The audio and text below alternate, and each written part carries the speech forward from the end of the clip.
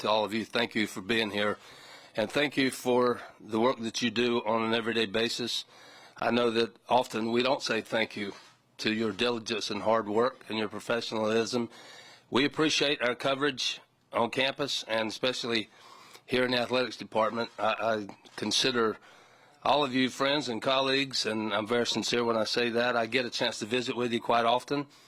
Part of being an athletics director, I get to sit in the background a lot and watch my coaches sit on the podium. And today's a little bit different, but I want to say very sincerely thank you. Appreciate the jobs that you all do and the professionalism that you exhibit. With that being said, I'll share a few comments with you, and then I'll open it up for questions. The safety, health, and well-being of our student athletes, fans, coaches, staff are the most important responsibility that we have in our athletics department. This COVID-19 issue is a very serious public issue for so many people. I pray for those that have been affected, and all my blessings go to their families as we move forward, and hopefully it becomes mitigated and eliminated at some point. In our athletics department, we have more than 500 student athletes, coaches, and staff, and the health and safety is important for all of them.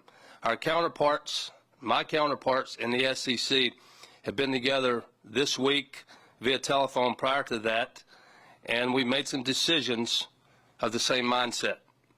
I'm proud to be part of such a unified group in the SEC led by our Commissioner, Greg Sankey. The decisions that we have made were made with as much information as possible and as expeditiously as necessary.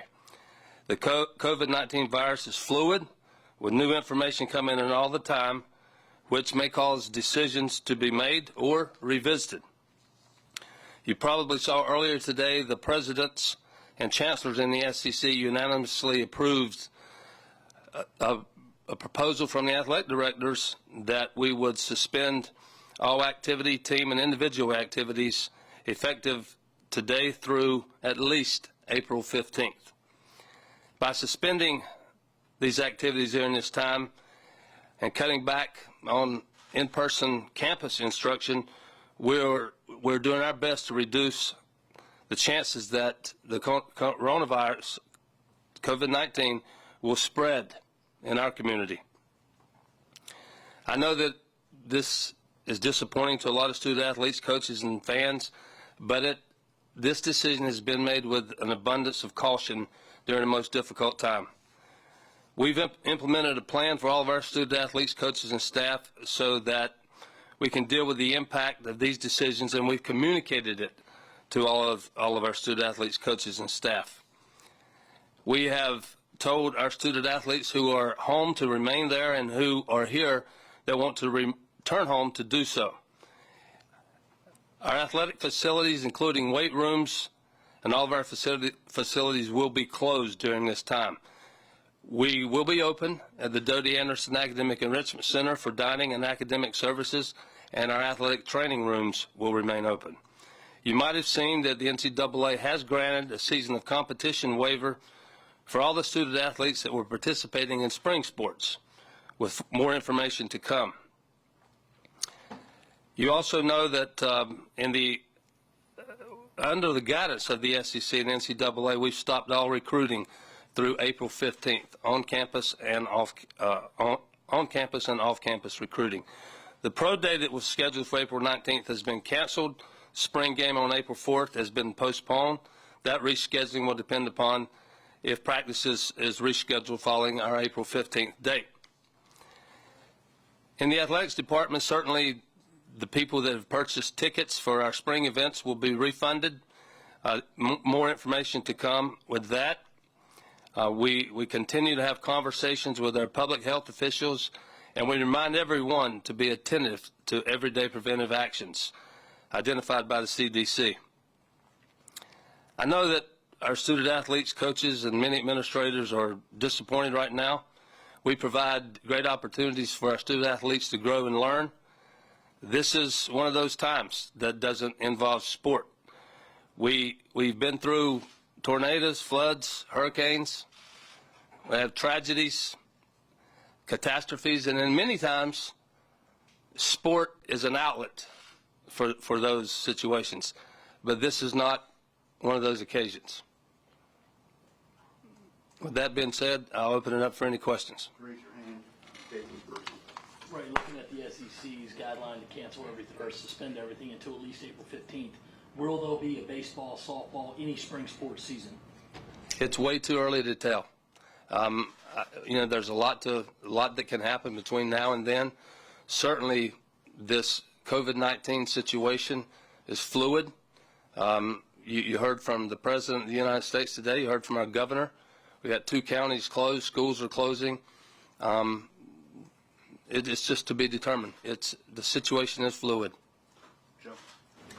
Given that the situation is fluid, have you guys assessed what the potential for the economic fallout might be for Gamecock Athletics because of suspension of play? Well, certainly there will be economic impact, but that has not been our focus. Our focus has been the health and well-being of everybody involved, people that are in this community, in this city, in this state, and that's been our emphasis, and in particular on our student athletes. We were in spring break, as you know. It's been extended for a week, and then there will be some distance learning that will take place. So that has been our focus. The financial impact will be there, but that's not our main focus right now. With everything being fluid, the NCAA basketball tournament, is that decision to cancel it finalized, or is there any chance that might be postponed? My understanding is the men's and women's NCAA postseason basketball tournament has been canceled. Could that change? I can't answer that question. That would be an NCAA question, but our information has been it's been canceled. Ray, with baseball, if assuming that they could come back after April 15th, would you play the existing schedule? Would you try to add more games? How would all that work by trying to fit in a full season? Very interesting. I'm not sure how that would work. So you talk about the conference slate. It's a 30-game schedule, some non-conference games mixed in. So you would also need a little bit of time to get ready because right now we're inactive. So there's a spring training effect that would be necessary, if you will. So there are just more questions than there are answers. The focus right now, as I said, is the coronavirus and to try to get in a situation that we're doing our part on this campus and our student athletes are doing their part. And let's try to get this mitigated and eliminated. Ray, you heard what Don said yesterday. Do you believe if there's no women's tournament that the women's basketball team should be named officially national champions? And if not, will you hang a banner or have any plans for that? Well, I think it's too early to have those conversations, and not to be avoiding your question, but our focus has certainly been on the COVID-19 in the last few days. I will add that we were on quite a run, and if I'm not mistaken, we were 32-1. We're ranked number 1 in both polls, and we won the regular season title and the tournament championship. So we, in my mind, we're number 1. Are athletes, I guess, being encouraged to do stuff if they're off campus to stay in shape, that kind of thing? Are they being discouraged to do, I guess, sports-related activities that involve multiple people? And you've been a coach. If you were still a coach, what would you be telling your athletes at this moment? Well, what I would be telling them and what our coaches have been instructed to tell our student athletes is to make sure that their health and well-being is utmost importance. We're in a situation that you could have symptoms that you need to be treated for. So that has to be the focus. And, to tell them to go somewhere and train or stay in shape, that hasn't been the conversation. At least I hope that hasn't been the conversation, and I don't believe that has been. We're trying to make sure that our athletes have an opportunity to stay at home. They were on spring break, many of them. Some of them were here that have now departed, and that's where we'd like for them to be. In terms of just contractual matters, if the coach was incentivized and had bonuses for making postseason play, how would those work if there isn't a championship? For Dawn to say that if she has incentives for reaching the postseason and making it to a Final Four, how would those bonuses go into effect now with no championships? Well, certainly she has already reached some of her incentives. I know that for a fact. How we address that going forward is a question, and that hasn't been a focus at this point. It will be at some sometime going forward, but not yet. I'm curious, I know the concern again is on the well-being of everyone in the community and the student athletes. Just from an emotional standpoint, just how tough has it been to make these decisions that are in the best interest and welfare of the community and student athletes, at the same time watching the student athletes' opportunities to compete kind of slip out of their hands at this point in time? Well, like some of you, we were in Greenville, we were in Nashville, and we watched it unfold. It's unprecedented. I mean, I know we had was it the tornado in 2008 for the men's basketball tournament, but it's very difficult to be a part of that, and you don't have a lot of answers.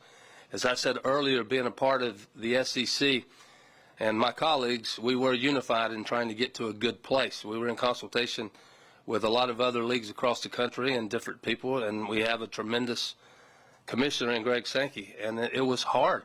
I mean, you're thinking about lives, you're thinking about a community, you're talking about play, and what's most important is not play. It is as much as that's what we do. We compete and we play games, but at this time, we realize that this is not part of the discussion. What do we need to do to make sure that we're implementing standards and protocol on our campuses with our student athletes to do the right thing with this horrific COVID-19? All right. The word, of course, with the spring athletes being able to give them an opportunity to be able to come back next year. I know people have been asking about winter sports. It seems like logistically that might be a little bit more difficult. Have you been able to get into those discussions at all? Have not. I mean, I think, we've had some offline about the winter and the spring and those kind of things, but it's just been offline conversation with some of my colleagues. I was glad to see the NCAA took a step already with the spring sports, but that has to be defined too. It's not as easy as saying they'll be granted another year of eligibility. There's incoming recruits and so forth, 6-year people, if you will. The winter sports, I would have been okay if in some capacity that would have been included as well. Time will tell. Again, we're talking about competition, we're talking about games, and I understand that as part of why we're here today, but our focus is on getting our student athletes in the proper place right now to help do their part in diminishing the spread of the coronavirus.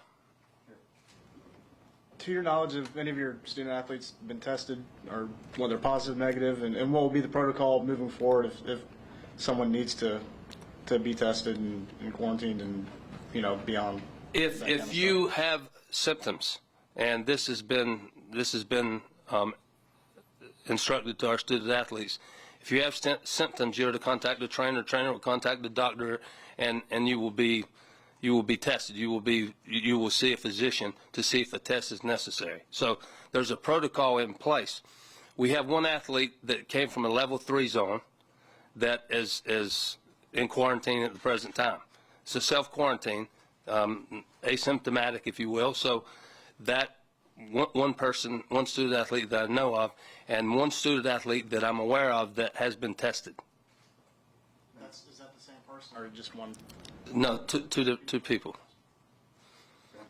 One hasn't been tested, self-quarantine. One has been tested.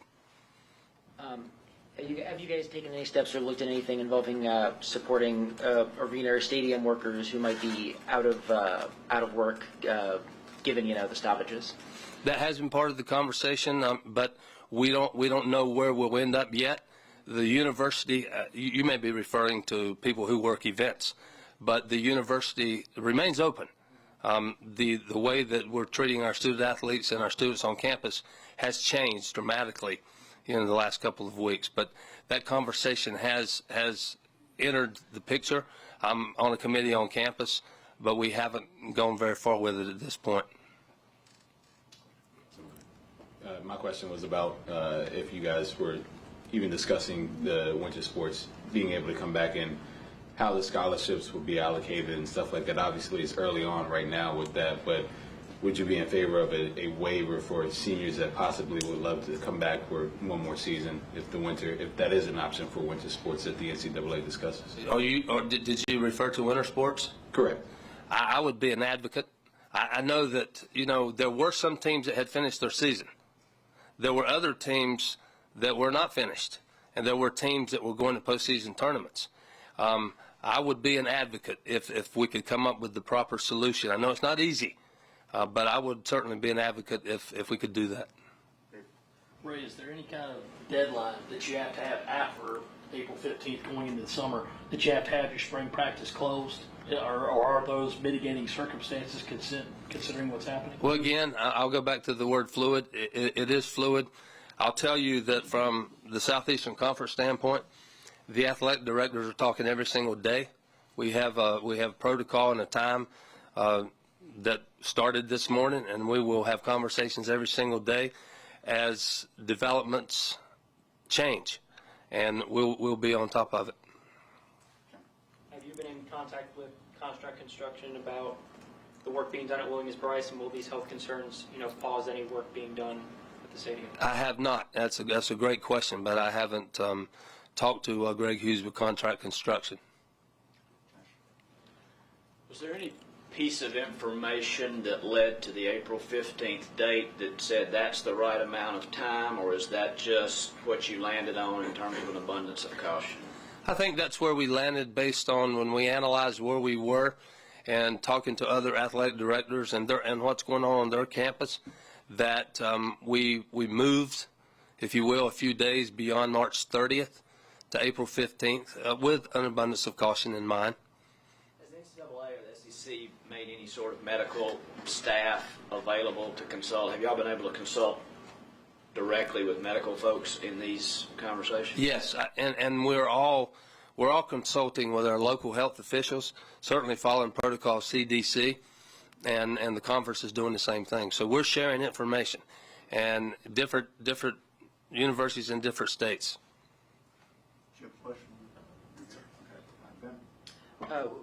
Was there any particular tipping point or, I guess, piece of information that kind of came to you guys that made you make the jump from canceling just intercollegiate events to also canceling workouts, practices, and team activities as well?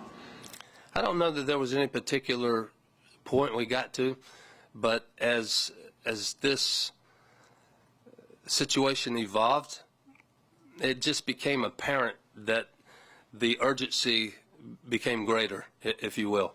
And being a part of the group, we started with, we're going to have games, to go into a place where it's going to be family only, and then we got to a place that wasn't going to work either. So we're trying to make sure that we do everything possible to do our part as people in college sports at intercollegiate level to partake in the elimination of this virus. From a personal standpoint, your training when you were thinking about becoming an athletics director, how do you prepare for something down the road like this?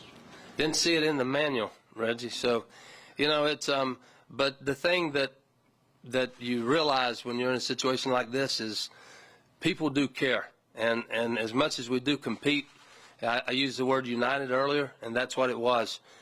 We sat together for days in Nashville together, trying to come up with a solution that would be the right thing for our student athletes, for our universities, for our fans, for our coaching staffs. And I feel like we've made a good decision to this point. Will we have sport as we move forward? Maybe we will. I think we probably all hope we do.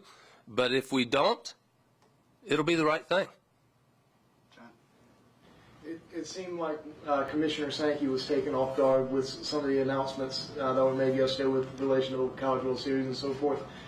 With the eligibility deal next year, as far as balancing rosters go and scholarship numbers, do you feel like the NCAA will do a better job or approach differently the conversation with commissioners or its institutions or schools, or do you think they will make their own decision just like they did with the World Series? Well, I would hope that communication would be different. I know some people have been outspoken. You heard what the commissioner had to say. We were not aware that the spring sports championships were going to be brought into play until you were aware. We found out at the same time you did. So that's not the position that we'd like to be in. I mean, certainly from a commissioner standpoint, there should have been involvement.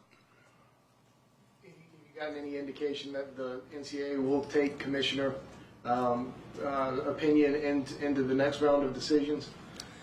I haven't been given that information, but there's different commissioners in different conferences that, as I said earlier, they found out when you found out, and when I found out. So I don't think that was appropriate. That was the course it was taken. So communication is key. Speaking of the College World Series, what was your reaction to hearing that would be canceled? Well, my reaction, when I saw that, I paused. I said, that's down the road a piece. Was it necessary to take that action now? And it's the same way I felt about Oklahoma City and the Women's College World Series. And then I started thinking about, where does tennis, golf, what are their dates? And did we need to move this quickly? And I'm not one to say that it was a wrong decision, but my first thought was, we're taking action with the NCAA men's and women's basketball tournament. That was imminent. They took action. My personal thought was, we could have paused and revisited the spring sport championships at another time. Right, a bit of a two-parter here. You mentioned that one athlete has been tested for COVID-19. Have you gotten a result from that test? No. And when do you expect one? Not exactly sure. It takes a few days, or you hear all kinds of things. 48, 72 hours. I do not know. And also, you mentioned that there could be a discussion maybe about honoring the women's basketball team as a potential national champion.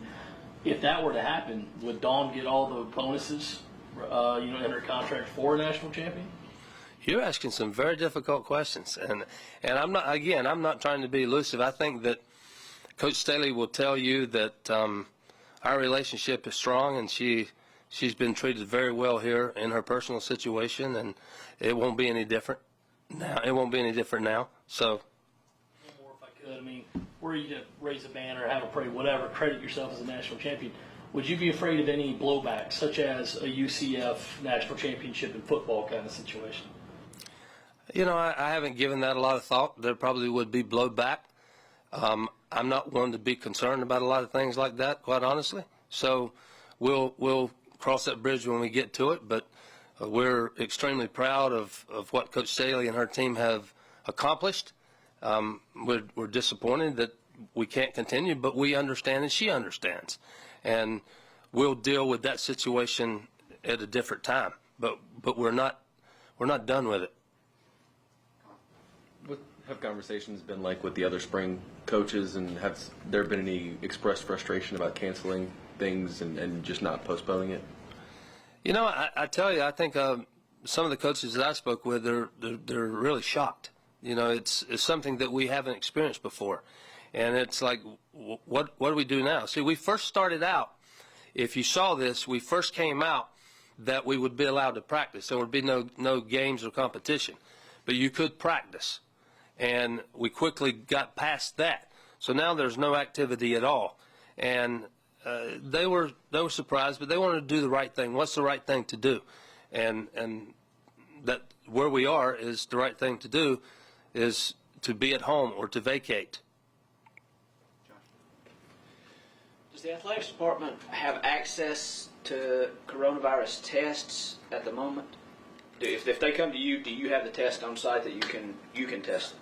Not in the athletic department. Do you have a place to send them? Well, I'm told that test kits are available if recommended by a doctor, but that's not going to be specific to student athletes. I mean, that's you read things, you see things. There are not enough test kits. I'm told that at this point where we live, the test kits are available, but you don't walk in. You can't walk into a doctor's office and say, I want to be tested. You have to have symptoms to be tested. So You guys aren't testing people. They're outside doctors are doing whatever tests might be done. correct. I mean, our team doctors certainly would be involved in anything that we do. And as I mentioned the protocol earlier, a trainer, doctor, and a decision will be made whether a test is necessary or not.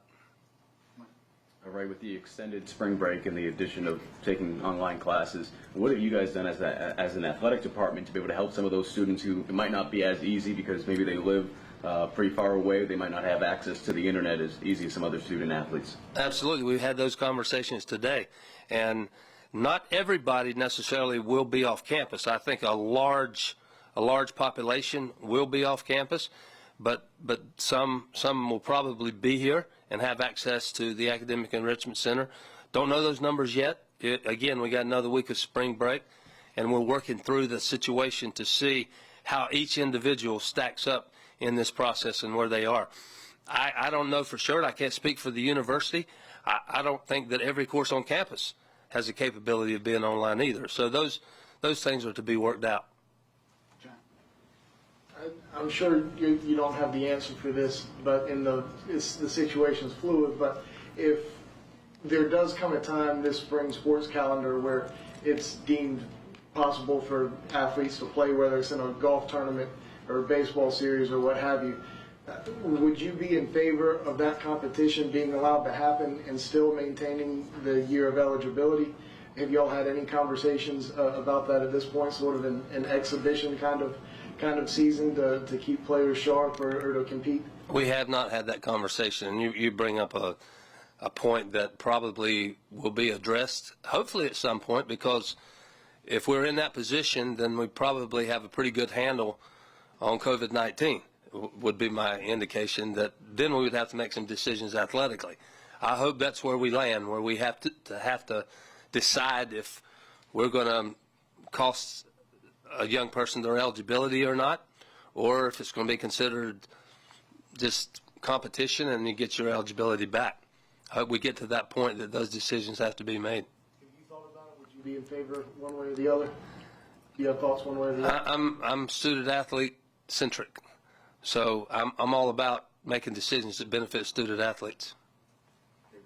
Ray, you have meetings with all of your coaches after every one of their seasons. Now that some of them have been severely curtailed, how do you handle that as an athletic director? Does it just everybody kind of gets free pass to next year, or do you have to sit down and talk with them after 2 games, 14 games, 20 games, whatever? Well, I think it's certainly different for different sports. We had our fall sports that are complete.